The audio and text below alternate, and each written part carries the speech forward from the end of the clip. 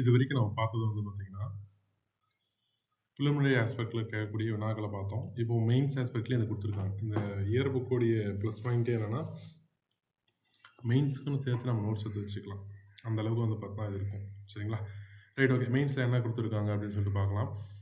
டாபிக்காவே கொஸ்டினாவே இருக்கு. மக்கள் தொகை கணக்கெடுப்பு தாமதத்தின் விளைவுகள். தாமதத்துக்கான காரணம் நம்ம பார்த்தோம். கோவிட் தாங்க ரீசன். அதோடைய கான்சிக்யூசஸ் என்னென்ன அப்படின்னு சொல்லிட்டு கேட்குறாங்க. என்னன்னு சொல்லிட்டு அவங்களே குடுத்துருக்காங்க. என்னன்னு சொல்லிட்டு பார்க்கலாம். காலாவதியான தரவுகள்.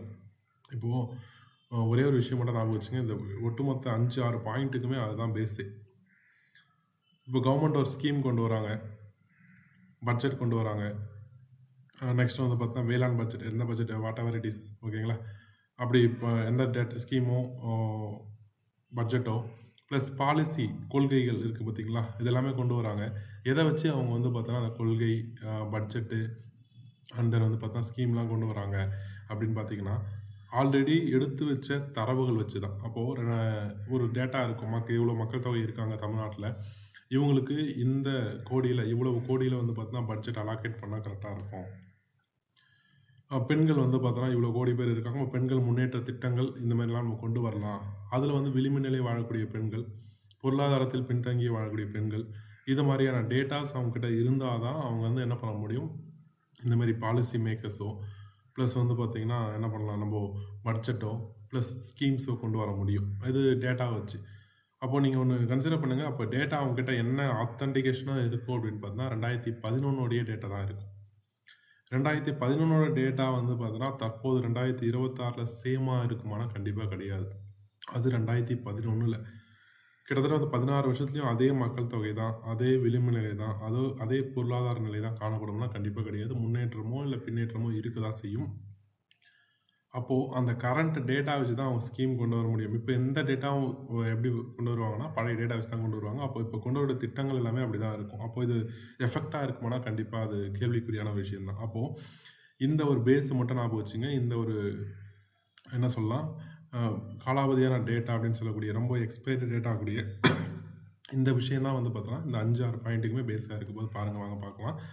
காலாவதியான தரவுகள் வந்து பார்த்தோன்னா, ஒரு முக்கியமான விஷயமா இருக்குது, ஒரு எஃபெக்டாக இருக்குது. என்னன்னு சொல்லிப்பா 2026லையும் என்ன டேட்டா யூஸ் பண்ணுறாங்க, 2011ல் எடுக்கப்பட்ட டேட்டா தான் பயன்படுத்துகிறாங்க. அது தற்போதைய நெருக்கடியான புலம்பெயர்வு மற்றும் நகரமயமாதல், மக்கள் தொகை மாறுபாடுகள் குறித்த போதுமான சமீபத்திய தரவுகள் இல்லாமல் இருக்குது. இது முக்கியமான கான்சிக்யூஸாக பார்க்கப்படுது. டேட்டா இல்லாததான் ஃபஸ்ட்டு கான்சிக்யூஸாக பார்க்கப்படுது. ஞாபகம் வச்சுங்க, போதுமானது.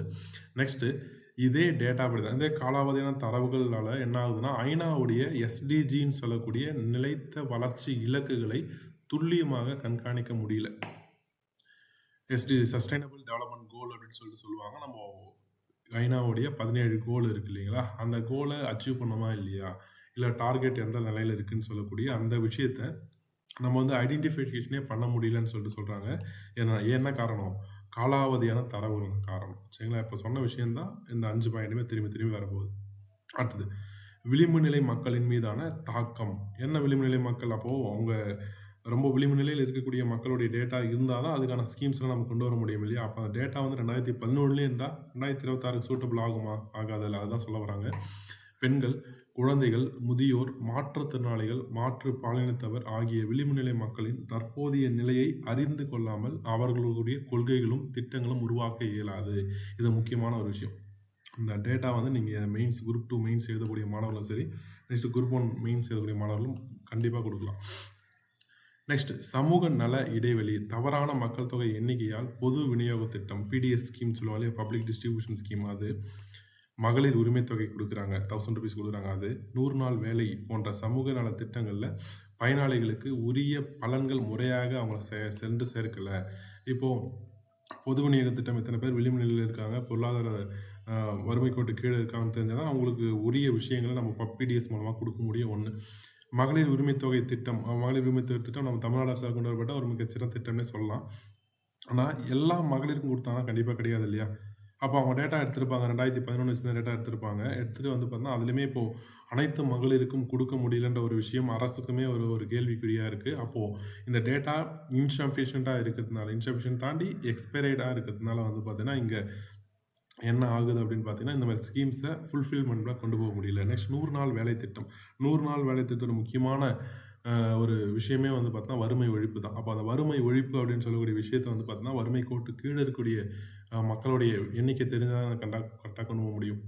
அப்போ இந்த மாதிரி இன்சஃபிஷியன்ட் டேட்டா ப்ளஸ் வந்து பார்த்தீங்கன்னா, எக்ஸ்பயர்டு டேட்டாக்குனால முக்கியமான திட்டங்கள் வந்து பார்த்தீங்கன்னா, முறையாக மக்களை சென்றடையல அப்படின்னு சொல்றாங்க. நெக்ஸ்ட் வந்து பார்த்தீங்கன்னா, வாக்காளர் பட்டியல் ப்ளஸ் தொகுதி மறுவரை. இது வந்து தாமதமாக மக்கள் தொகை கணக்கெடுப்பு நடத்துறதுனால வாக்காளர் பட்டியல் தரத்திலையும் 2026க்கான தொகுதி மறுவரையறை, அதாவது டீலிமிட்டேஷன் சொல்லுவாங்க. இந்த மாதிரி விஷயங்கள்லையும் வந்து பார்த்தா பாதிப்பு ஏற்படுது அப்படின்ற மாதிரி சொல்கிறாங்க. அப்போது காலாவதியான தரவுகள் முக்கியமான விஷயம் எஃபெக்டாக இருக்குது. நிலைத்த வளர்ச்சி இலக்குகளை அடைய முடியல. விளிம்பு நிலை மக்கள் மீதான அந்த தாக்கம் இருக்குது. இந்த பெண்கள், குழந்தைகள், மாற்றுத்திறனாளிகள் போன்ற விஷயங்கள் நம்ம சரியான திட்டங்களை வகுக்க முடியல. சமூக நல இடைவெளி வந்து பார்த்தோன்னா நம்ம அதிகமாகிட்டே இருக்குது. ஏன்னா கரெக்டான டேட்டா இருந்தால் தான் வந்து பார்த்தீங்கன்னா நல்ல திட்டங்களை வந்து பார்த்தீங்கன்னா மக்களை கரெக்டாக சென்றடையும். வாக்காளர் பட்டியல் தயாரித்தலையும் டீலிமிட்டேஷன்லையும் ரொம்ப தொய்வு ஏற்படுது அப்படின்னு சொல்கிறாங்க. நெக்ஸ்ட் பொது சுகாதாரம் மற்றும் கல்வி வழங்குதலில் தொய்வு. இந்த ஸ்கீம்ஸ் எல்லாமே அதுதாங்க. திருப்பி அதே பாயிண்டாக திரும்பி வரும். இந்த ஸ்கீம்ஸே நம்ம பார்த்தோம் பார்த்தீங்களா, மாற்றுத்திறனாளிகள் திட்டங்களை அவங்க சென்றடையல. அதே மாதிரி யாருக்கும் போகல. பொது சுகாதாரம் பப்ளிக் ஹெல்த்லையுமே நம்ம கான்சன்ட்ரேட் பண்ண முடியல. நெக்ஸ்ட் வந்து பார்த்தீங்கன்னா கல்வி வழங்குதல் விஷயங்களை வந்து பார்த்தா நம்ம கரெக்டாக கொண்டு போக முடியல. ஓகேங்களா? இந்த விஷயங்கள் வந்து பார்த்தீங்கன்னா கான்சிக்வன்சஸ் இருக்குது அப்படின்னு சொல்கிறாங்க. அப்புறம் முறையான பேரிடர் மேலாண்மை மற்றும் உட்கட்டமைப்பு மேம்பாடு, இன்ஃப்ராஸ்ட்ரக்சர் டெவலப்மெண்ட்டை நம்ம பண்ண முடியல அப்படின்னு நம்ம சொல்கிறாங்க. இதெல்லாமே வந்து பார்த்தீங்கன்னா மக்கள் தொகை கணக்கெடுப்பு தாமதமாக நடத்துறதுக்கான விளைவுகள் அப்படின்னு சொல்லிட்டு பார்க்குறோம். ஓகேங்களா? கிட்டத்தட்ட ஒரு 7 பாயிண்ட் இருக்குது. 7 பாயிண்ட் அப்படின்னு நச்சுன்னு எழுதி வச்சுங்க. இது வந்து பார்த்தீங்கன்னா கரெக்டாக யூஸ் ஆகும். நெக்ஸ்ட் மக்கள் தொகை கணக்கெடுப்பு முக்கியத்துவம். சரிங்களா? அந்த விளைவுகள் தாண்டி இந்த மக்கள் தொகை கணக்கெடுப்பு எதுக்காக மக்கள் தொகை கணக்கெடுப்பு எடுக்கிறோம்? சிக்னிஃபிகண்ட்டாக கேட்குறாங்க. சிக்னிஃபிகண்ட் ஆஃப் பாப்புலேஷன் சென்சஸ் அப்படின்னு நம்ம சொல்லலாம். அப்போது இந்த இடத்துல வந்து பார்த்தா முக்கியத்துவம் என்னன்னு சொல்லி நம்ம பார்க்கலாம். தேசிய தரவுகளின் அடிப்படை. ஒரு நேஷனல் கண்ட்ரி வைஸ் டேட்டாவோட பேஸே பாப்புலேஷன் சென்சஸ் தான். அதான் நம்ம சொல்ல வராங்க. முன்னாடி பார்த்த மாதிரி நாட்டுடைய கொள்கை வடிவமைப்பாளர்கள், பாலிசி மேக்கர்ஸ் இருக்காங்க. கடந்த காலத்தில் ஏற்பட்டுள்ள வளர்ச்சியை அறிந்து கொண்டு மூலமாக என்ன பண்ணுவாங்க, எதிர்கால திட்டத்தை வந்து பார்த்தீங்கன்னா எதிர்கால கொள்கைகளை அவங்க வகுப்பாங்க. ஓகேங்களா? அப்போது இந்த இடத்துல ஒரு டேட்டா இருந்தால் தான் என்ன பண்ண முடியும், ஃப்யூச்சர் பிளானே பண்ண முடியும். அப்போ அந்த டேட்டா வேணும். அதுதான் வந்து பார்த்தீங்கன்னா பேஸ்ன்னு சொல்கிறாங்க. அப்போது தேச தரவுகளின் அடிப்படை அப்படின்னு சொல்கிறாங்க. அப்போது எல்லா ஒரு விஷயத்துக்கும் இது அடிப்படையாக இருக்குது. அடுத்தது ஆளுமைகளுக்கான அடித்தளம். இப்போ நம்ம முன்னாடியே பார்த்தோம், பட்ஜெட்டை வந்து பார்த்தா அலாகேட் பண்ணணும், ஃபண்டை வந்து பார்த்தா அலாகேட் பண்ணணும் அப்படின்னு சொல்லிட்டு பார்க்கும்போது என்ன விஷயம், இத்தனை பேர் இருக்காங்கன்னு தெரிஞ்சுன்னா இவ்வளோ கோடி நம்ம வந்து பார்த்தா என்ன பண்ண முடியும், அலாகேட் பண்ண முடியும் இல்லைங்களா? அதுதான் நிதி ஒதுக்கீடு, மானியங்கள் அளித்தல், 100 நாள் வேலை திட்டம், பிஎம் கிசான், மகளிர் உரிமை தொகை போன்ற திட்டங்கள் நடைமுறைப்படுத்துவதில் மக்கள் தொகை கணக்கெடுப்பு முக்கிய பங்காற்றுகிறது. டேட்டாஸ் வந்து ரொம்ப முக்கியம். நெக்ஸ்ட் நலத்திட்டங்கள், கொள்கை உருவாக்கம், திட்டமிடுவதற்கான தரவுகள் எல்லாமே. இந்த எல்லா பாயிண்ட்டுமே ஒரே மாதிரியாக இருக்கக்கூடிய விஷயங்கள் தான் இங்கே வந்து பார்த்தா இருக்குது. அதை வந்து நம்ம எந்த மாதிரி கேட்டகரைஸ் பண்ணி சப் டாபிக் போட்டு எழுதணும் தான் அங்கே மேட்டரே இருக்குது. அந்த ஒரு விஷயமே நம்மளுக்கு மார்க்கே இருக்குது. ஞாபகம் வச்சுங்க. ஃபஸ்ட்டு தேச தரவுகளின் அடிப்படைன்னு சொல்லிட்டு பார்த்தோம். கொள்கை பாலிசி மேக்கர்ஸுக்கு இது யூஸ்ஃபுல்லாக இருக்கும். நெக்ஸ்ட்டு ஆளுமைகளுக்கான அடித்தளம். நம்ம எக்ஸிக்யூட்டிவ் பொறுத்த வரைக்கும் வந்து பார்த்தோன்னா அந்த பிளானிங் ப்ளஸ் வந்து அலாகேஷன்ஸ் எல்லாமே வந்து பார்த்தா பேசிக் வந்து பார்த்தா நம்ம பாப்புலேஷன் டேட்டா தான். நெக்ஸ்ட்டு நலத்திட்டங்கள் கொடுக்கணும். நலத்திட்டங்கள் திட்டமிடுதலும் சரி, நலத்திட்டங்கள் வந்து சுகாதாரம், கல்வி, உட்கட்டமைப்பு எல்லா வசதிகளும் என்ன தேவை அப்படின்னு சொல்லிட்டு பார்க்கும்போது மக்கள் தொகை கணக்கெடுப்பு எந்த இடத்துல எவ்வளோ மக்கள் தொகை இருக்காங்க அப்படின்னு சொல்லிட்டு பார்க்கும்போது, ஃபார் எக்ஸாம்பிள் பாருங்கள், நலத்திட்ட கொள்கை திட்டமிடுதல் அப்படின்னு சொல்லிட்டு பார்க்கும்போது முன்னாடியே ஒரு டேட்டா கொடுத்தாங்க. ட்ரிபிள் கேனில் வந்து பார்த்தீங்கன்னா இவ்வளோ மக்கள் தொகை இருக்காங்க, திருவல்லிக்கேணியில் ப்ளஸ் நீலகிரியில் வந்து மக்கள் தொகை இருக்காங்க அப்படின்னு சொல்லிட்டு தெரிஞ்சால் தான் நம்ம வந்து பார்த்தோன்னா அதுக்கேற்ற மாதிரியான விஷயங்கள் நம்ம கொண்டு போக முடியும். இப்போ சுகாதாரமே எடுத்துக்கலாமே. சுகாதாரத்தில் ட்ரிபிள் கேனில் திடக்கழிவு மேலாண்மையில் வேறு விதமான அணுகுமுறையில் நம்ம அணுகணும். இதே அணுகுமுறையை நம்ம நீலகிரியில் அந்த இடத்துல மலைப்பாங்கான இடத்துல அணுக முடியுமானா கண்டிப்பாக கிடையாது. அப்போது என்ன டேட்டா வேணும் அப்படின்னு பார்த்தா மக்கள் தொகை டேட்டா, அவங்களோட இருப்பிட டேட்டா, மைக்ரேஷன் இடப்பெயர்வு டேட்டா நமக்கு தெரிஞ்சால் தான் இங்கே ட்ரிபிள் கேனில் மக்கள் தொகை அடர்த்தி அதிகமாக இருக்கக்கூடிய இடத்துல ஒரு மாதிரியான அணுகுமுறை, ஒரு மாதிரி திட்டங்களையும், மக்கள் தொகை குறைவாக இருக்கக்கூடிய ஒரு இடங்களில் ஒரு மாதிரியான திட்டங்களை நம்ம கொண்டு போக முடியும். அதுதாங்க நான் சொல்கிறாங்க. அப்போ வந்து பார்த்தா அதுக்கு கண்டிப்பாக என்ன வேணும், நலத்திட்டங்களும் சரி, கொள்கை உருவாகுவதும் சரி, திட்டமிடலுக்கும் இந்த தரவுகள் கண்டிப்பாக வேணும். நெக்ஸ்ட் தொகுதி மறுவரையறை. இப்போ கிட்டத்தட்ட வந்து பார்த்தீங்கன்னா, நம்ம தமிழ்நாடு தமிழ்நாடு என்பது சுதந்திரம் அடைஞ்ச போது இருக்கக்கூடிய அந்த தொகுதி என்பது இப்போ மாறுபட்டிருக்கும். தற்போதைய தொகுதி என்பது 234 தொகுதி இருக்கு. சரிங்களா? அப்போ 234 தொகுதி இத வந்து பார்த்தீங்கன்னா, அது கம்மி பண்ணலாமா? இல்ல இன்கிரீஸ் பண்ணலாமா? இல்ல வந்து பார்த்தீங்கன்னா, இன்னும் எக்ஸ்டெண்ட் பண்ணலாமா? அப்படின்னு சொல்லிட்டு பார்க்கக்கூடிய விஷயங்கள். இதுக்கும் பேசிக் டேட்டா என்னன்னு பார்த்தீங்கன்னா, மக்கள் தொகை கணக்கெடுப்பு தான் முக்கியமா இருக்கு. அப்போ தேச தரவுகளின் அடிப்படை, ஆளுமைகளுக்கான அடித்தளம், நலத்திட்டங்கள், கொள்கை உருவாக்கம் மற்றும் திட்டமிடுவதற்கான தரவுகள், தொகுதி மறுவரை செய்யறதுக்கான ஒரு தரவுகள் அது இருக்கு. நெக்ஸ்ட் பெண்களுக்கான இடஒதுக்கீடு very very important. Nari Shakti வந்தன் அதிநியம் அப்படின்னு சொல்லக்கூடிய ஒரு பில்லு வந்து மசோதா வந்து பார்த்தா பாஸ் பண்ணாங்க, நம்மளுக்கு தெரியும்.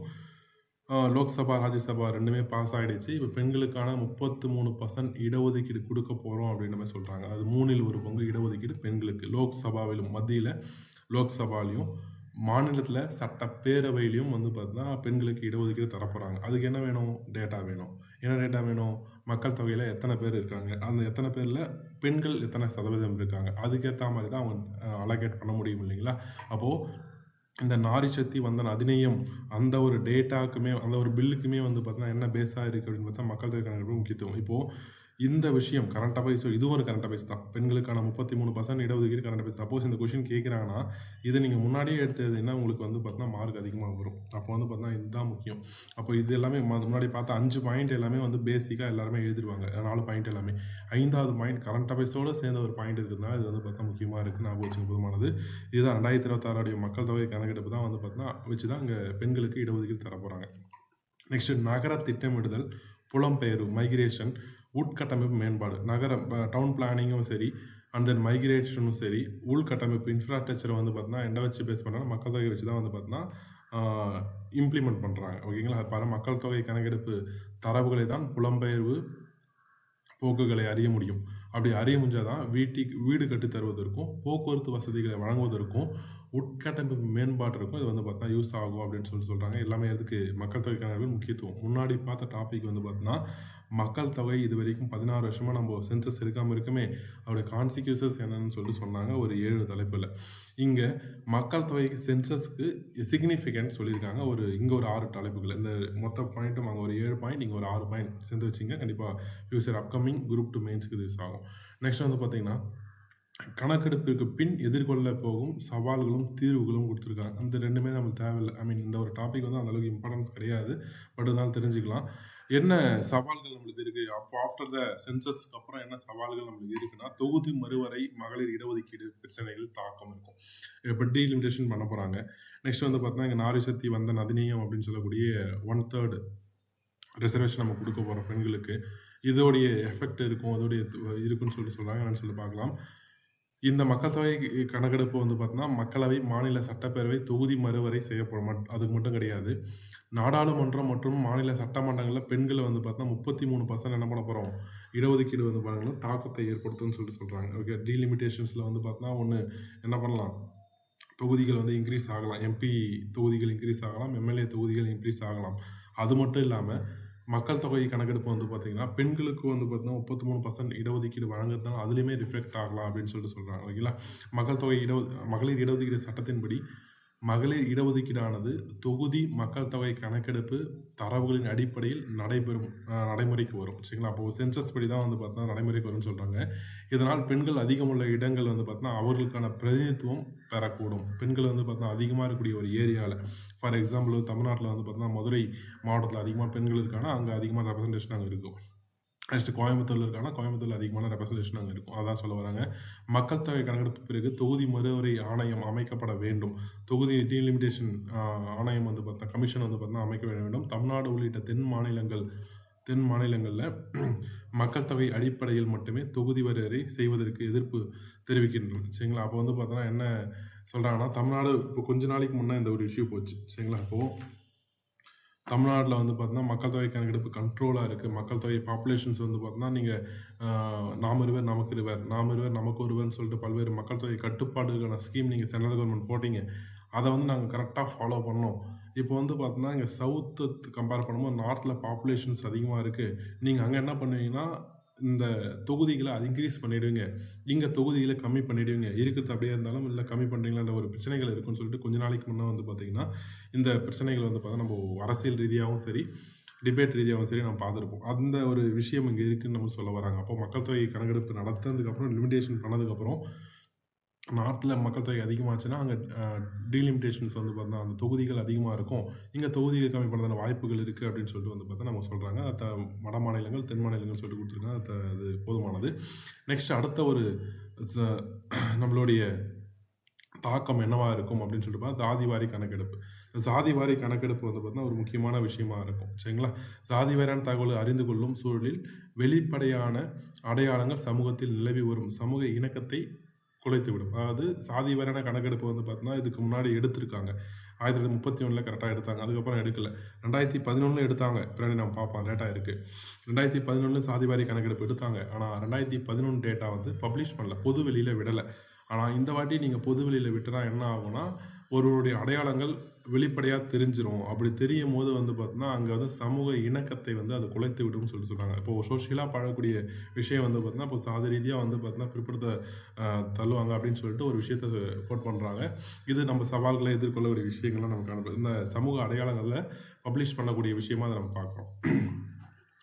இந்த தரவுகளை கொண்டு அடிப்படை கொள்கைகள் வகுத்தல் மற்றும் உள்ளடக்கிய வளர்ச்சியை உறுதிப்படுதல் மற்றும் கல்வி சுகாதார வேலைவாய்ப்பு போன்றவற்றில் நிலவும் இடைவெளியை நிரப்புதல் ஆகியவற்றை மேற்கொள்ளலாம். அப்போது இந்த டேட்டா வச்சு வந்து பார்த்தீங்கன்னா ரிசர்வேஷன் இப்போ கூட வந்து பார்த்தீங்கன்னா ஒரு கட்சி எங்களுக்கு வந்து பார்த்திங்கன்னா இந்த 10.5% வந்து பார்த்தீங்கன்னா ரிசர்வேஷன் கொடுக்கணும் அப்படின்னு சொல்லிட்டு இருக்குது பார்த்தீங்களா. இது எல்லாமே பேஸ் என்னவா இருக்குன்னா சாதிவாரி கணக்கெடுப்பு தான் இருக்குது. அதை நம்ம சொல்ல வராங்க.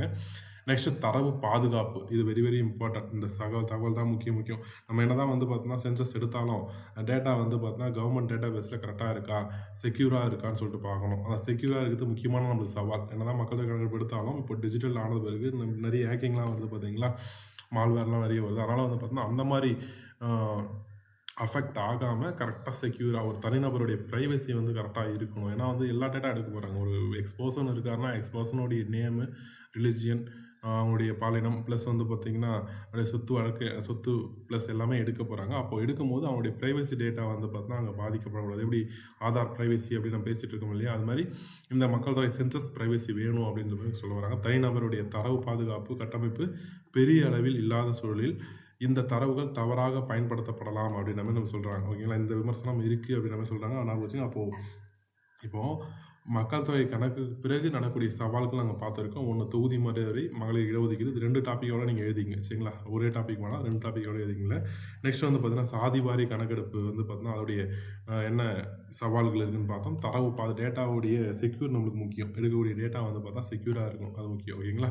Right, okay. அடுத்தது மக்கள் தொகை கணக்கெடுப்பு முக்கிய அம்சங்கள். இதுக்கு முன்னாடி இது ஹிஸ்டாரிக்கல் பேக்ரவுண்ட் சொல்லலாம். சரிங்களா? இது வந்து பார்த்தோன்னா ஹிஸ்டாரிக்கல் பேக்ரவுண்ட் அப்படின்னு சொல்லலாம். இதுக்கு முன்னாடி பார்த்த விஷயங்கள் ஒரு ரீகால் பண்ணிடலாமா? ஃபஸ்ட்டு மக்கள் தொகை கணக்கெடுப்பு 2027 பார்த்தோம். சட்டம் 1948. நெக்ஸ்ட் வந்து பார்த்தீங்கன்னா அறிவிக்கை எப்போ வெளியிட்டாங்கன்னா 2020 ஜூன் 16 வெளியிட்டாங்க. அடுத்தது அரசியலமைப்பு ரீதியாக இருக்கக்கூடிய சட்டங்கள் நம்ம பார்த்தோம். ஆர்டிகல் 246 யூனியன் லிஸ்ட்டில் வந்து பார்த்தோன்னா பாப்புலேஷன் சென்சஸ் இருக்குது. அந்த யூனியன் லிஸ்ட்டில் பதிவு 69 வந்து பார்த்தா பாப்புலேஷன் சென்சஸ். மக்கள் தொகை கணக்கெடுப்பு சட்டம் 1948, அதுக்கான விதிகள் 1990 அப்படின்னு சொல்லிட்டு நம்ம பார்த்தோம். நெக்ஸ்ட் உள்துறை அமைச்சத்தின் கீழ் இது செயல்படுது. உள்துறை அமைச்சத்தில் வந்து பார்த்தீங்கன்னா தலைமை பதிவாளர்னு ஒருத்தர் இருப்பார். அவர் தான் மிருத்துஞ்செய் குமார் நாராயண் அப்படின்னு சொல்லிட்டு பார்த்தோம். நோட் பண்ணிக்கலாம். நெக்ஸ்ட் மக்கள் தொகை கணக்கெடுப்பு 2 ஃபேஸாக நடத்த போகிறாங்க. அந்த 2 ஃபேஸ் தான் வந்து பார்த்தீங்கன்னா முதல் பகுதி வந்து பார்த்தீங்கன்னா வீடுகளுடைய பட்டியலும், 2வது மக்கள் தொகை பட்டியலும் எடுக்க போகிறாங்க மாதிரி சொல்கிறாங்க. முதல் ஃபேஸ் வந்து பார்த்தீங்கன்னா ஏப்ரல் 1 தொடங்க போகுதுன்னு சொல்லிட்டு பார்த்தோம். அடுத்தது வந்து பார்த்தீங்கன்னா ரெஃபரன்ஸ் டேட் பார்த்தோம். ரெஃபரன்ஸ் டேட் வந்து ஜூன் 4, 2025 ஞாபகம் வச்சுங்க. 2வது கட்டம் அப்படின்னு சொல்லிட்டு பார்க்கும்போது வந்து பார்த்தீங்கன்னா நெக்ஸ்ட் இயர் 2027 மார்ச்சில் தொடங்கும். 2 கட்டங்கள். முதல் கட்டம் அக்டோபர் 1 ஒரு 4 பிளேஸ் பார்த்தோம். 2 union territory, 2 states, Jammu Kashmir, Ladakh union territory, Himachal பிரதேசம், உத்தரகாண்டும் ஸ்டேட் அப்படின்னு சொல்லிட்டு பார்த்தோம். 2வது கட்டமாக மற்ற ஸ்டேட்ஸில் வந்து பார்த்தீங்கன்னா மேற்கொள்வாங்க.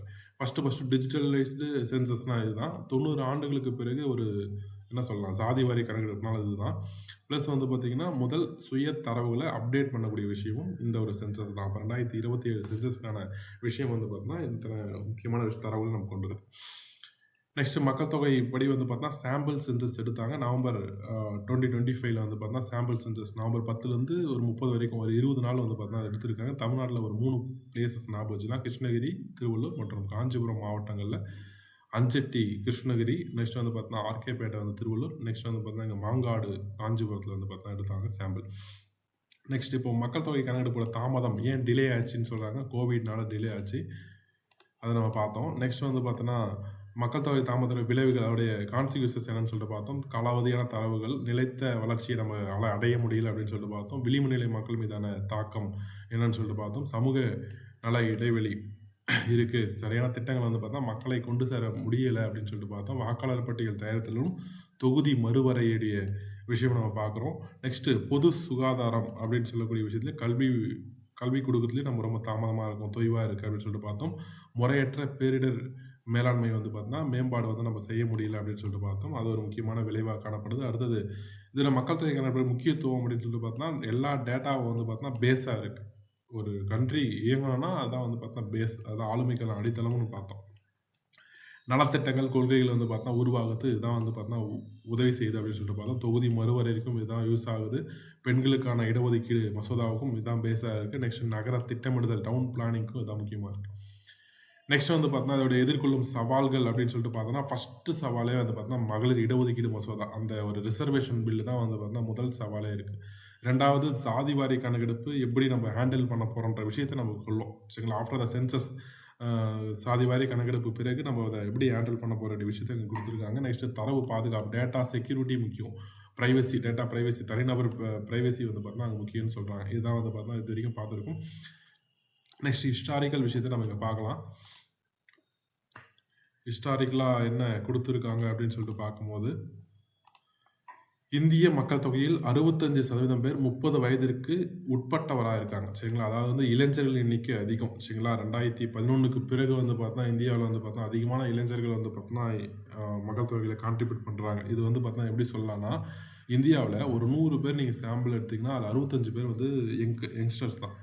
அதான் சொல்ல வராங்க. 65% அதுதான், சரிங்களா. 65% மக்கள் வந்து பார்த்தீங்கன்னா 35 வயதுக்கும் உட்பட்டு இருக்காங்க. அதாவது வந்து உழைக்கும் வர்க்கம் வந்து பார்த்தீங்கன்னா அதிகமாக இருக்காங்க. உலகிலேயே அதிக இளைஞர்களை கொண்ட ஒரு நாடாக இருக்க போகுது அப்படின்னு சொல்லிட்டு நம்ம பேசிகிட்டு இருக்கோம். நிறைய டிபேட்ஸ் இருக்குது. ஆனால் இதுக்கு ஒரு அத்தன்டிகேஷனாக ஒரு நிரூபிக்கக்கூடிய ஒரு புள்ளி விவரமாக இது இருக்கும்னு சொல்லிட்டு சொல்கிறாங்க. அப்போ ஞாபகம் வச்சுங்க, 65 பேர் இளைஞராக இருக்காங்க. அதோடைய அத்தன்டிகேஷன் டேட்டா 2025 நம்மளுக்கு கிடச்சிரும், சரிங்களா. Right, okay. இது தாண்டி வேறு என்ன இருக்குது? 2025 ஜூன் 16 வந்து பார்த்திங்கன்னா முன்னாடி அறிவித்தாங்க, மத்திய உள்துறை அமைச்சகம் அறிவித்தாங்கன்னு பார்த்தோம். இது ஆல்ரெடி ரிப்பீட்டட் டேட்டா தான், தேவையில்லை, விட்டுடலாம். நெக்ஸ்ட் வந்து பார்த்தீங்கன்னா 10 ஆண்டுகளுக்கு ஒரு முறை மக்கள் தொகை கணக்கெடுப்பு நடத்தப்படும், கரெக்டு தான். இந்த இடத்துல இங்கே பாருங்கள், டெமோக்ராபி என்பது மக்கள் தொகையியல். இது நம்ம தமிழில் கேட்கலாம். தமிழில் வந்து பார்த்திங்கன்னா என்ன இருக்குது, கலைச்சொற்கள் இருக்குது இல்லையா, அப்போ அந்த இடத்துல நம்ம யூஸ் ஆகும். நான் வச்சுங்க, மக்கள் தொகையியல் என்பது டெமோக்ராபி அப்படின்னு சொல்லக்கூடிய டிரான்ஸ்லேஷன். வேறு எதுவும் இல்லை, வேறு எங்களுக்கு தேவையில்லை, அதை விட்டுடலாம். இதெல்லாம் ஒன்றும் கிடையாது. அப்படியே வந்து கடந்து வந்த பாதையில் இங்கே முக்கியமான டேட்டா மட்டும் பார்த்துக்கலாமா. மக்கள் தொகை கணக்கெடுப்பு சட்டம் 1948, இது முக்கியமான டேட்டா. மக்கள் தொகை கணக்கெடுப்பு சட்டம் 1948, இது ஆல்ரெடி பார்த்தது தான். இது அதிகமாக மறுபடியும் ரிப்பீட் பண்ண வேண்டாம். அடுத்தது இங்கே பாருங்கள், 1972 மக்கள் தொகை கணக்கெடுப்பு, அதாவது இந்தியாவின் முதல் மக்கள் தொகை கணக்கெடுப்பு என்பது என்ன ஆண்டுன்னு சொல்லிட்டு கொஷின்ஸ் கேட்டிருக்காங்க. இந்த 1872 என்பது மேயோ பிரபுவோடைய ஆட்சி காலத்தில் நடைபெறும். இது ஒரு முறையற்றது அப்படின்னு சொல்லிட்டு சொல்லலாம், முறையாக அப்படின்னு கிடையாது. என்ன சொல்ல வரேன்னா இந்தியாவின் முதல் முறையான மக்கள் தொகை கணக்கெடுப்புன்னு கேட்பாங்க. அதுதான் 1881 ரிப்பன் பிரபு ஆட்சி காலத்தில் நடைபெற்றது. அப்போது இந்தியாவின் முதல் மக்கள் தொகைன்னு கேட்டாங்கன்னா 1872, அதாவது வெறுமனே கேட்டாங்கன்னா. அதர்வைஸ் முறையான மக்கள் தொகை கணக்கெடுப்பு அப்படின்னு சொல்லிட்டு கேட்டாங்கன்னா 1881 ஞாபகம் வச்சுக்கணும். அதுதான் ரிப்பன் பிரபு, அங்கே மேயோ பிரபு வருவார், இங்கே ரிப்பன் பிரபு வருவாங்க. இப்போ இந்த இடத்துல கூடுதலாக நம்மளுக்கு என்ன தெரியணும் அப்படின்னு சொல்லிட்டு பார்க்கும்போது 1872 மக்கள் தொகை கணக்கெடுப்பு எப்போ ஸ்டார்ட் பண்ணாங்க அப்படின்னு பார்த்தீங்கன்னா 1865 ஸ்டார்ட் பண்ணிட்டாங்க, ஞாபகம் வச்சுங்க. 1865 ஆண்டிலிருந்து, அது 1865 ஆண்டிலிருந்து 72 வரை நாட்டின் பல்வேறு பகுதிகளில் இந்த மக்கள் தொகை கணக்கெடுப்பு, முதல் மக்கள் தொகை கணக்கெடுப்பு நடத்தப்பட்டது அப்படின்னு சொல்கிறாங்க. அதாவது 1872. இந்த டேட்டா வந்து கொஞ்சம் முக்கியமான இருக்குது, இதுக்கு முன்னாடி நம்ம கேள்விப்பட்டிருக்க மாட்டோம். அப்போ ஞாபகம் வச்சுங்க, 1872 அந்த சென்சஸ் வந்து பார்த்தா 65 ஸ்டார்ட் பண்ணியிருக்காங்க. மேயோ பிரபுவுடைய ஆட்சி காலத்தில் வெளியிடப்பட்ட அந்த சென்சஸ் வந்து 65 ஸ்டார்ட் பண்ணிட்டாங்க, ரைட்டுங்களா. Right, okay. அடுத்தது இங்கே ஒரு 3வது டேட்டா பார்க்கலாம். இது ஃபஸ்ட் டேட்டா, 2வது 3, இது 4வது டேட்டா. 4வது வேல்யூ டேட்டா என்ன இருக்குது அப்படின்னு சொல்லிட்டு பார்த்தீங்கன்னா வெரி வெரி இம்பார்ட்டன்ட். அதாவது கணக்கெடுப்புடைய சேகரித்த தகவல் இருக்கு இல்லைங்களா, தகவலுடைய உண்மைத்தன்மையை சீர்தூக்கி பார்க்கும் வழிமுறை எப்போ வந்து இன்ட்ரோடியூஸ் பண்றாங்கன்னா 1951ல. அதாவது ஆஃப்டர் இண்டிபெண்டன்ஸ்க்கு அப்புறம் நடைபெற்ற முதல் மக்கள் தொகை கணக்கெடுப்புல எடுக்கப்பட்ட டேட்டா கரெக்டா இருக்கான்னு சொல்லிட்டு செக் பண்ணி பார்க்குறாங்க. வேற எதுவும் இல்லை சரிங்களா. உண்மைத்தன்மை கரெக்டா இருக்கா அப்படின்னு சொல்லிட்டு பார்க்குறாங்க 1951ல. அதுக்கு முன்னாடிலாம் வந்து சென்சஸ் எடுப்பாங்க, ரிப்போர்ட் வெளியிடுவாங்க, அவ்வளோதான். சென்சஸ் எடுக்கப்பட்ட தரவுகள் கரெக்டாக இருக்கான்னு சொல்லிட்டு ஃபஸ்ட்டு எப்போ பார்க்குறாங்கன்னா 51ல பார்க்குறாங்க. அப்போது 4வது வேல்யூட பாயிண்ட் இதுதான். அது 5வது பார்க்கலாமா. நெக்ஸ்ட் என்ன சொல்கிறாங்கன்னா 1961ல் முதல் முறையாக கிராமிய கலைகள், கைவினைப் பொருட்கள், திருவிழாக்கள் உள்ளிட்ட ஊரக தரவுகள் சேகரிக்கப்பட்டது. வெரி வெரி இம்பார்ட்டன்ட் சரிங்களா. அப்போது இந்த மாதிரி விஷயங்கள் நம்ம எங்கன்னா கேள்விப்பட்டிருக்க மாட்டோம். தட் மீன்ஸ் வந்து பார்த்தோன்னா நம்ம பேசிக்காக ஸ்கூல் புக்கில் டேட்டாவாக இது இருக்காது. அப்போ இதுதான் நம்ம வேல்யூ ஆடன்னு சொல்லிட்டு பார்க்குறோம். இந்த ஒரு சீரீஸுக்கான ஒரு முக்கியமான மோட்டோவே இதுதான். இல்லாத பாயிண்ட்டை நம்ம தெரிஞ்சுக்கிற விஷயம் தான். அது பாப்புலேஷன் எடுத்தால் இது இந்த தாண்டி கொஷின் கேட்க மாட்டாங்க அப்படின்னு சொல்லக்கூடிய விஷயங்கள்ல இங்கே நம்ம பார்த்துருப்போம். 4வது என்ன பார்த்தோம் அப்படின்னா 1951ல் உண்மைத்தன்மை இருக்கான்னு சொல்லிட்டு பார்த்தாங்க. 61 என்ன பார்க்குறாங்க, கிராமப்புற கலைகள், கைவினைப் பொருட்களுக்கான டேட்டாவை எடுத்துக்கிறாங்க. அது இப்போ ஞாபகம் வச்சுங்க, போதுமானது 2 டேட்டா பார்த்துருக்கோம். அப்புறம் 71 அடுத்த ஒரு 10 ஆண்டு என்ன ஆகும், 71 ஃபஸ்ட்டு 51ல் ஒரு டேட்டாவா, அடுத்த 10 ஆண்டில் 61ல் ஒரு டேட்டா. 71ல் என்ன எடுக்கிறாங்கன்னு சொல்லிட்டு பார்க்கலாமா. 71ல் என்ன பார்க்குறாங்கன்னா உள்நாட்டில் புலம்பெயர்தல், அந்த இருப்பிட மாற்றம் தொடர்பான அந்த மைக்ரேஷன் தொடர்பான தகவல்களை தகவமைக்கும் பணி எப்போ தொடங்குறாங்கன்னா 1971ல் தொடங்குறாங்க. அப்போது ஃபஸ்ட்டு 51ல் என்னது உண்மைத்தன்மையை பார்க்குறாங்க. 61ல் கைவினைப் பொருட்கள், கிராமப்புறம் சார்ந்த தகவலை இன்க்ளூட் பண்ணுறாங்க. 71ல் என்ன பண்ணாங்கன்னா மைக்ரேஷன் டேட்டாவை கொண்டு வராங்க. இந்த மைக்ரேஷன் டேட்டா ஏன் கொண்டு வரோன்னா உள்நாட்டு மைக்ரேஷன்லாம் இருக்கு இல்லையா, இது வந்து அதிகமாக தாக்கத்தை ஏற்படுத்துது. அதனால தான் 71ல் அதை பண்ணியிருப்பாங்க சரிங்களா. Right, okay. அண்ட் தென் வந்து பார்த்திங்கன்னா வேறு என்ன சொல்லுது அப்படின்னு சொல்லிட்டு பார்க்கும்போது இங்கே ஒரு டேட்டா கொடுத்துருக்காங்க பாருங்க. மாநில மக்கள் தொகை சரிங்களா. மாநில மக்கள் தொகை கணக்கெடுப்பு இயக்குநர்கள் சிறப்பு ஆய்வுகளை நடத்த இந்த ஆண்டில் தான் வழிவகுக்கப்பட்டது. அதாவது இதுக்கு முன்னாடி டேட்டாஸ் 51, 61 அந்த வருஷம் டேட்டாஸ் வந்து பார்த்தோம்னா சென்ட்ரலில் மத்திய அமைச்சகத்தால் கொண்டு வரக்கூடிய ஆய்வாளர்கள், அந்த அதிகாரிகள் மட்டும்தான் ஆய்வு பண்ணுவாங்க. வேறு யாரும் அதை பண்ண மாட்டாங்க. ஆனால் 71 டேட்டாவில் மாநில மக்கள் தொகை கணக்கெடுப்பு இயக்குநர்கள் இருக்காங்க இல்லையா, ஸ்டேட் லெவலில் ஒரு ஆஃபீஸர்ஸ் இருப்பாங்க. அவங்க என்ன பண்ணுவாங்க அப்படின்னு பார்த்தீங்கன்னா இதை ரெஃபர் பண்ணுவாங்க, இதை வெரிஃபை பண்ணுவாங்க. அப்போ இதுக்கு முன்னாடி வெரிஃபை பண்ணது யாருன்னா சென்ட்ரல் கவர்மெண்ட் தான். இப்போ ஸ்டேட் கவர்மெண்ட்டில் இருக்கக்கூடிய ஆஃபீஸரும் அதை வெரிஃபை பண்ணலாம் அப்படின்னு சொல்லக்கூடிய விஷயத்தை எப்போ கொண்டு வராங்க, 1971ல் கொண்டு வராங்க. அப்போ 71ல் 2 முக்கியமான விஷயத்தை கொண்டு வராங்க. ஒன்று உள்நாட்டு புலம்பெயர்தல், உள்நாட்டு மைக்ரேஷன், அந்த விஷயத்தை வந்து பார்த்தீங்கன்னா இன்க்ளூட் பண்ணுறாங்க. நெக்ஸ்ட்டு மாநிலம் சார்ந்த ஆணையர்கள் வந்து இயக்குநர்கள் வந்து பார்த்தீங்கன்னா அதை வெரிஃபை பண்ணுவாங்க அப்படின்ற மாதிரி சொல்கிறாங்க. நெக்ஸ்ட்டு டிஜிட்டல் மயமாக்குதல், அடுத்த ஒரு விஷயத்தை என்ன பார்க்குறோம், டிஜிட்டலைஸ் பண்ணது எப்படின்னா இப்போ 2027 மக்கள் தொகை கணக்கெடுப்பு முதல் டிஜிட்டல் பண்ணப்பட்ட ஒரு சென்சஸ் அப்படின்னு பார்க்கலாம். ஆனால் அதுக்கு முன்னாடியே டிஜிட்டல்ன்ற ஒரு விஷயம் வந்துச்சானா கண்டிப்பாக வந்துருக்கு, பார்க்கலாம். 1991 வரைக்கும் 1991 வரைக்கும் வந்து பார்த்தா சேகரிக்கப்பட்ட தரவுகளில் ஒரு 45% மட்டும் தான் டிஜிட்டல் பண்ண முடிஞ்சது. ஏன்னா அதுக்கு மேலே பண்ண முடியல அப்படின்னு சொல்கிறாங்க சரிங்களா. அப்போது 1991 முன்னாடி வரைக்கும் 45% உடைய டேட்டா மட்டும் தான் நம்ம எடுக்க முடியுது அப்படின்னு சொல்கிறாங்க. அண்ட் தென் அதுக்கு பிறகு 2001, 2011 இருக்குது பார்த்தீங்களா. அப்போ என்ன பண்ணுறாங்கன்னா ஐசிஆர்னு சொல்லக்கூடிய ஒரு டெக்னாலஜி, இந்த ஐசிஆர் டெக்னாலஜி நான் என்னன்னு சொல்லி ஞாபகம் வச்சுங்க, இன்டெலிஜென்ட் கேரக்டர் ரெக்கக்னேஷன் சொல்லுவாங்க சரிங்களா. ஐசிஆருக்கான ஃபுல் ஃபார்மும் கேட்கலாம், வாய்ப்புகள் இருக்குது. இன்டெலிஜென்ட் கேரக்டர்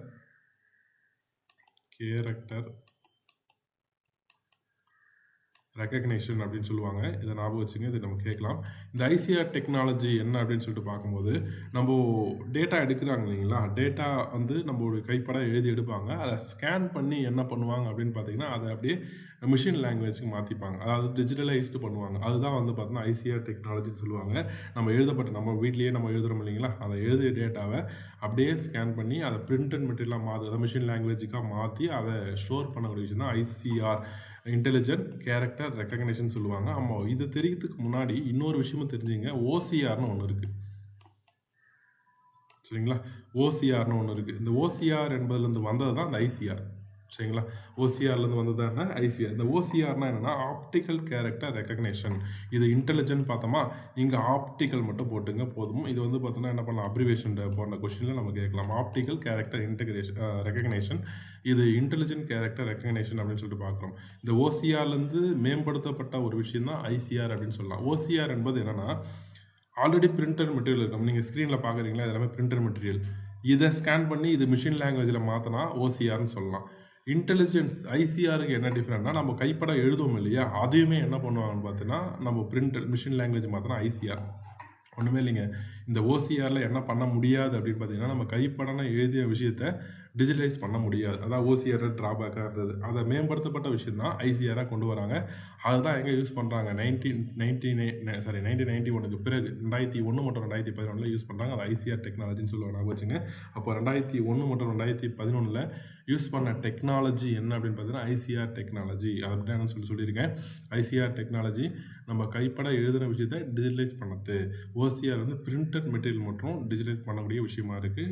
மின்னணு மாற்றம் பண்ணக்கூடிய விஷயமா இருக்குது ஓசிஆர். அப்போ ஓசிஆருக்கும் ஐசிஆருக்கும் டிஃப்ரெண்ட் புரிஞ்சிருக்கும். நெக்ஸ்ட்டு அடுத்த கட்டமாக போகலாம். இப்போது ஐசிஆரோடைய சேர்ந்து என்ன ஆயிடுச்சுன்னு பார்த்தீங்கன்னா, இப்போது இந்த 2027 கணக்கெடுப்பில் என்ன ஆகிடுச்சு அப்படின்னு சொல்லிட்டு பார்க்கும்போது ஏஐயும் உள்ளே வந்துச்சு. இப்போது கரண்ட் அப்டேட் வந்து பார்த்தீங்கன்னா ஏஐ. அப்போ இதுக்கு முன்னாடி ஐசிஆர் மட்டும் பண்ணாங்களா, அதோட சேர்த்து என்ன பண்ண போகிறாங்கன்னா ஏஐ சேர்த்து வந்து பார்த்தா டிஜிட்டல் பண்ண போகிறாங்க. அதுதான் முதல் மின்னணு மயமாக்கப்பட்ட மக்கள் தொகை கணக்கெடுப்பு அப்படின்னு சொல்லிட்டு இந்த ஒரு கணக்கெடுப்பு நம்ம பார்க்குறோம். 2027 பார்க்குறோம். ஓகேங்களா, ரைட், ஓகே. இதெல்லாம் வந்து பார்த்தா இந்த பேராஃபில் கொடுத்துருப்பாங்க. அடுத்தது 2011 கணக்கெடுப்பின் சிறப்பம்சங்கள். போன கணக்கெடுப்பு இருக்கு இல்லையா, 15வது கணக்கெடுப்பு இருக்குது பார்த்தீங்களா, அதோடைய சிறப்பம்சங்கள் அப்படின்னு சொல்கிறாங்க. நம்ம ஆல்ரெடி நம்ம 11th புக்கில் இதுக்கு தான் அதிகமாக இது கிடையாது. 15வது மக்கள் தொகை கணக்கெடுப்பு இதை வந்து பார்த்தா எத்தனை லாங்குவேஜில் மேற்கொண்டாங்கன்னா 16 மொழிகளில் கணக்கெடுப்பு நடத்தினாங்க. 15வது மக்கள் தொகை கணக்கெடுப்பு வந்து பார்த்தீங்கன்னா 16 மொழிகளில் வந்து பார்த்தீங்கன்னா மேற்கொண்டாங்க. நாடு முழுவதும் ஒரே கையீடு வந்து பார்த்தீங்கன்னா ஒரே மாதிரியான டேட்டா, அந்த ரிஜிஸ்டர் இருக்குது பார்த்தீங்களா, ஒரே மாதிரி ரிஜிஸ்டர் யூஸ் பண்ணி தான் பண்ணாங்க. 34 கோடி அட்டவணைகள் தயாரிக்கப்பட்டது அப்படின்னு சொல்கிறாங்க. இதெல்லாம் நம்மளுக்கு தேவையில்லை, கொஷின் கேட்க மாட்டாங்க. 16 மொழிகள் மட்டும் ஞாபகம் வச்சுக்க போதுமானது. நெக்ஸ்ட் எத்தனை பேர் யூஸ் பண்ணாங்க அப்படின்னு பார்த்தா 27 லட்சம் கணக்கெடுப்பாளர்கள் வந்து பார்த்தீங்கன்னா இந்த பணியில் ஈடுபடுத்தப்பட்டாங்க அப்படின்ற மாதிரி சொல்கிறாங்க. Right, okay. இந்தியாவில் மொத்தம் 35 ஆட்சி பகுதிகள், அதாவது மாநிலங்கள் மற்றும் மத்திய ஆட்சி பகுதிகள் ஒன்றுமே இல்லை. அப்போ 2011 தகவலின்படி 28 மாநிலங்கள் இருக்கும், 7 யூனியன் பிரதேசம், ரெண்டும் சேர்த்தா 35 ஆட்சி பகுதிகள் அப்படின்னு சொல்லலாம். 35 ஒன்றா சேர்த்து கொடுத்துருக்காங்க. 28 மாநிலங்கள், 7 யூனியன் பிரதேசங்கள் அப்போ இருக்கக்கூடிய சுச்சுவேஷன் வந்து பார்த்தா இருந்தது 2011 படி. அப்போ 35 ஆட்சி பகுதிகள். அந்த 35 ஆட்சி பகுதிகளில் 640 மாவட்டங்கள் காணப்பட்டு தான் 5924 தாலுகாக்கள் வந்து பார்த்தா இருந்ததான் 7933 பேரூராட்சிகளும் 6,41,000 கிராமங்களும் காணப்பட்டதுன்னு சொல்கிறாங்க போன மக்கள் தொகை கணக்கெடுப்பில். சரிங்களா, 2011 மக்கள் தொகை கணக்கெடுப்பில். இப்போ இந்த டேட்டாலாம் நம்மளுக்கு கிடைக்குமா, இந்த மாதிரி இயர் புக்கில் படிக்கும்போது நம்மளுக்கு கிடைக்கும். சரிங்களா, ரைட், ஓகே. அடுத்தது வந்து பார்த்திங்கன்னா நடத்தப்பட்டதுன்னு சொல்கிறாங்க. நெக்ஸ்ட் வந்து பார்த்திங்கன்னா தேசிய மக்கள் தொகை பதிவேடு. இது ஞாபகம் வச்சுங்க, இது வந்து பார்த்தீங்கன்னா முக்கியமானது. தேசிய மக்கள் தொகை பதிவேடுனா நேஷனல் பாப்புலேஷன் ரிஜிஸ்டர் அப்படின்னு சொல்லுவாங்க. இந்த என்பிஆருக்கான அப்ரிவேஷன் என்னன்னு பார்த்தா நேஷனல் பாப்புலேஷன் ரிஜிஸ்டர். இந்த 3 அப்ரிவேஷன் பார்த்துருக்கோம். இந்த 3 அப்ரிவேஷன் நம்ம கொஸ்டின் கேட்கலாம். ஐசிஆருக்கான அப்ரிவேஷன், ஓசிஆருக்கான அப்ரிவேஷன், நெக்ஸ்ட் என்பிஆருக்கான அப்ரிவேஷன் நம்மளுக்கு கேட்கலாம். ரைட்டுங்களா. 2011 மார்ச் 1 நிலவரப்படி ஞாபகம் வச்சுங்க, இது தான் ரெஃபரன்ஸ் டேட். எப்படி நம்ம ஜூன் 5 வந்து பார்த்தீங்கன்னா ரெஃபரன்ஸ் டேட். இந்த 2027க்கான ரெஃபரன்ஸ் டேட் வந்து பார்த்தீங்கன்னா ஜூன் 5 2025 தான் ரெஃபரன்ஸ் டேட் அப்படின்னு சொல்லிட்டு முன்னாடி நம்ம பார்த்தோம். அதுதான் இங்கே வந்து 2011க்கான ரெஃபரன்ஸ் டேட் வந்து மார்ச் 1 தான் ரெஃபரன்ஸ் டேட் அப்படின்னு சொல்கிறாங்க. அதோடபடி 121 கோடி மக்கள் நம்ம வாழ்ந்தாங்க. தெரியும் 2011க்கான மக்கள் தொகை எத்தனை பேர்னா 121 கோடி பேர் இருக்காங்க. அதில் ஆண்கள் வந்து பார்த்தோன்னா 62.32 கோடி ஆண்களும் 58.76 கோடி பெண்களும் காணப்பட்டாங்க. 2001 மக்கள் தொகை, அதுக்கு முந்தைய மக்கள் தொகை கணக்கெடுப்பு ஒப்பிடும்போது என்ன பண்ணுறாங்க அப்படின்னு பார்த்தோன்னா 18 கோடி பேர் வந்து பார்த்தோன்னா இன்க்ரீஸ் ஆகிருக்காங்க அப்படின்னு சொல்கிறாங்க. அப்போது அதுக்கு முன்னாடி 100 கோடியாக இருந்திருக்கு. அப்ராக்சிமேட்டாக இப்போ வந்து பார்த்தோன்னா 18 கோடி இன்க்ரீஸ் ஆகி 121 கோடி வந்து பார்த்தோன்னா இங்கே இன்க்ரீஸ் ஆகிருக்காங்க. சரிங்களா, ஓகேங்களா. அடுத்தது 2011 வாக்கில் 1000 ஆண் குழந்தைகளுக்கு 918 பெண் குழந்தைகள். ஒன்றும் இல்லை, செக்ஸ் ரேஷியோ, வேறு எதுவுமே இல்லை, பாலின விகிதம். நெக்ஸ்ட் வந்து பார்த்தோன்னா என்ன சொல்லலாம், மக்கள் தொகை அடர்த்தி என்பது 382 காணப்படுது. எல்லாமே வந்து பார்த்தா நம்ம 11th புக் டேட்டா தான், எக்ஸ்ட்ரா இது கிடையாது. இப்போ வேல்யூ ஆடட் பாயிண்ட் அப்படின்னு சொல்லக்கூடிய விஷயம் தான் இந்த 16 மொழி, இத்தனை கிராமங்கள், இத்தனை தாலுகாக்கள், இத்தனை மாவட்டங்கள் காணப்படுறதுன்னு சொல்லிட்டு விஷயம் தான் இந்த வேல்யூ ஆடட் பாயிண்ட். இப்போ இந்த விஷயம் தான் நீங்கள் வந்து பார்த்தா எங்கே ஆட் பண்ண போகிறீங்க அப்படின்னு சொல்லிட்டு பார்க்கும்போது ஸ்கூல் புக்லையோ இல்லை நீங்கள் டேட்டாலேயோ நீங்கள் ஆட் பண்ண போகிறீங்க. இதெல்லாம் வந்து நம்ம ஸ்கூல் புக்கில் இருக்கிற டேட்டா தான், அது அதிகமாக நம்ம ரிப்பீட் பண்ண வேணாம்னு சொல்லிட்டு நம்ம பார்க்கோம். சரிங்களா, ரைட், ஓகே. எழுத்தறிவு இதெல்லாம் கொடுத்துருக்காங்க, எல்லாமே 11th புக்கில் இருக்குது. ரைட், ஓகேங்களா, அதனால் ஸ்கிப் பண்ணிக்கலாம். அடுத்தது என்னன்னு சொல்லிட்டு பார்க்கலாம். சமூக பொருளாதார சாதிவாரி கணக்கெடுப்பு 2011 முன்னாடியே சொன்னேன் பார்த்தீங்களா? சாதிவாரி கணக்கெடுப்பு எடுத்தாங்க. ஆனா பொது வெளியில விடல. அதுதான் வந்து பார்த்தீங்கன்னா, இப்ப விட போறாங்க. அதுதான் 2027 சரிங்களா? ரைட் ஓகேங்களா? Right okay. இங்க பார்க்கலாம். சமூக பொருளாதார சாதிவாரி கணக்கெடுப்பையும் 2021 மத்திய அரசு மத்திய ஊரக அமைச்சகம் நடத்தியது. சரிங்களா? அப்போ இந்த சமூக பொருளாதார சாதிவாரி கணக்கெடுப்பு 2 புறமா கிராம, நகர்ப்புறங்கள்ல நடத்தியிருப்பாங்க. கிராமங்கள்ல வந்து பார்த்தீங்கன்னா, ஊரக அமைச்சகம், நகர்ப்புறங்கள்ல வந்து பார்த்தீங்கன்னா, அந்த வீட்டு வசதி மற்றும் நகர்ப்புற விவகார அமைச்சகம் நடத்தியிருப்பாங்க. சரிங்களா? நகர்ப்புறங்கள்ல வீட்டு வசதி மற்றும் நகர்ப்புற விவகார அமைச்சகம் நடத்தியிருக்கும். கிராமப்புறங்கள்ல ஊரக அமைச்சகம் வந்து பார்த்தா மத்திய ஊரக அமைச்சகம் நடத்தியிருக்கும். ஆனா இதுக்கான டேட்டா வந்து பார்த்தீங்கன்னா, பொது வெளியில் பகிரப்படவில்லை. இதுதான் முக்கியம். சரிங்களா? பொது வெளியில வந்து பார்த்தீங்கன்னா வெளியிடல. அப்பயே சாதிவாரி கணக்கெடுப்பு எடுத்திருக்காங்க. பட் பொது வெளியில விடல. இதனால தான் வந்து பார்த்தீங்கன்னா, இப்போ டிரான்ஸ்பரண்டா வந்து பார்த்தீங்கன்னா, அப்போ வெளியிடுங்க அப்படின்னு சொல்லிட்டு வந்து பார்த்தா இந்த சென்சஸ்ல வந்து வெளியிடுவோம்னு சொல்லியிருக்காங்க. சரிங்களா? Right okay. அடுத்தது 2027 புதிய மாற்றம் அப்படின்னு சொல்லிட்டு கடைசி டாபிக் அந்த டாப்பிக்கை நம்ம முடிக்க போகிறோம். ஃபஸ்ட்டு வேல்யூ ஆடட் பாயிண்டோட டாபிக் முடிக்க போகிறோம். அதான் கடைசி பாயிண்ட் நமக்கு கொடுத்துருக்காங்க. என்ன அப்படின்னு பார்க்கும்போது என்ன புதிய மாற்றம் கொடுத்துருக்காங்கன்னா, மக்கள் தொகை கணக்கெடுப்போட வந்து தான் முதல் முறையாக சாதிவாரி கணக்கெடுப்பு நடத்தப்படுது. மக்கள் தொகை கணக்கெடுப்பு சேர்த்து என்ன பண்ணாங்களாம், சாதிவாரி கணக்கெடுப்பு நடத்தப்படுதுன்னு சொல்கிறாங்க. இது வந்து பார்த்தீங்கன்னா அகில இந்திய அளவில் நடைபெற உள்ளது. சரிங்களா? ஒட்டுமொத்த ஆல் ஓவர் இந்தியா. இதுக்கு முன்னாடி வந்து பார்த்தோன்னா, இப்போ சென்சஸ் முன்னாடியே வந்து பார்த்தோன்னா, ஒரு சில ஸ்டேட்ஸ் வந்து பார்த்தா நாங்கள் பீகாருமே வந்து பார்த்தோம். தற்போது பீகாருமே வந்து பார்த்தோன்னா, ஜாதிவாரி கணக்கெடுப்பு நடத்துச்சு அப்படின்னு நான் பார்த்துருப்போம். கரண்ட் அஃபேர்ஸ் ஸ்டேட் தான். அப்போது ஸ்டேட்ஸ் தனித்தனியாக நடத்திட்டு இருக்கு. ஆனால் வந்து பார்த்தா நம்ம இந்தியா ஃபுல்லாகவும் இப்போ தான் ஃபஸ்ட்டு கொண்டு வர போகிறான்னு சொல்கிறாங்க. சரிங்களா? அடுத்தது 1881 தனியாக கணக்கெடுக்கப்பட்டது இந்த மக்கள் தொகை சாதிவாரி கணக்கெடுப்பு எஸ்சி/எஸ்டி. சரிங்களா? எஸ்சி/எஸ்டி வந்து பார்த்தோன்னா அவங்களுடைய டேட்டா வந்து 1881 இந்த ரிப்பன் பிரபு ஆட்சி காலத்திலேருந்தே கணக்கு நடத்தப்பட்டது. ஆனால் இந்த சாதிவாரி கணக்கெடுப்பு 2027 சாதிவாரி கணக்கெடுப்பு யாரை முக்கியமாக இருக்கும், யாரை மையப்படுத்தி முக்கியமாக இருக்குன்னா அந்த ஓபிசின்னு சொல்லுவாங்க இல்லையா? ஓபிசி அதர் பேக்வர்ட் கிளாஸ் இதர பிற்படுத்த வகுப்பு அப்படின்னு சொல்லக்கூடிய அந்த தரவுகளை துல்லியத்தன்மை தான் வந்து பார்த்தீங்கன்னா இது முதன்மை குறிக்கோளாக இருக்குன்னு சொல்கிறாங்க. வெரி வெரி இம்பார்ட்டன் ஞாபகம் வச்சுங்க. அப்போது இந்த சாதிவாரி கணக்கெடுப்புக்கான முதன்மை குறிக்கோளாக என்னவா இருக்குன்னா ஓபிசி. சாதிவாரி கணக்கெடுப்புலாம் சொல்கிறோம். ஆனால் இதுக்கு முன்னாடிலாம் வந்து பார்த்தீங்கன்னா 881 எஸ்சி மற்றும் எஸ்டி பிரிவினருக்கான புள்ளி விவரங்களை எடுத்துகிட்டு வராங்க. ஆனால் இந்த ஒரு கணக்கெடுப்பு என்பது என்னவா இருக்கும் அப்படின்னு சொல்லிட்டு பார்க்கும்போது ஓபிசிக்கான ஒரு முக்கியமான ஒரு துல்லியத்தன்மைக்கான ஒரு கணக்கெடுப்பாக இருக்குன்னு சொல்லுவாங்க. அதான் முதன்மை குறிக்கோள் அப்படின்னு சொல்லலாம். ஞாபகம் வச்சுங்க போதுமானது. அப்போது 2027 சாதிவாரி கணக்கெடுப்புக்கான முக்கிய நோக்கம் என்னன்னு பார்த்தீங்கன்னா இதுதான். ஓபிசி பிரிவு இதர பிற்படுத்தப்பட்டிருக்கிற அந்த பிரிவில் இருக்கக்கூடிய மக்கள் வந்து பார்த்தோன்னா மிக துல்லியத்தன்மையாக காமிக்கணும் கணக்கெடுக்கணும் அப்படின்னு சொல்லக்கூடிய விஷயமா அது இருக்குது. சரிங்களா? Right okay. இது அவ்வளோதான். வேறு எதுவும் இல்லை. இது கடைசி டேட்டா மட்டும் ஒன்று பாருங்கள். 2027ஆம் ஆண்டு மார்ச் 1 தொடங்கி 2 கட்டங்களாக இந்த மக்கள் தொகை கணக்கெடுப்பு நடத்தப்படும்.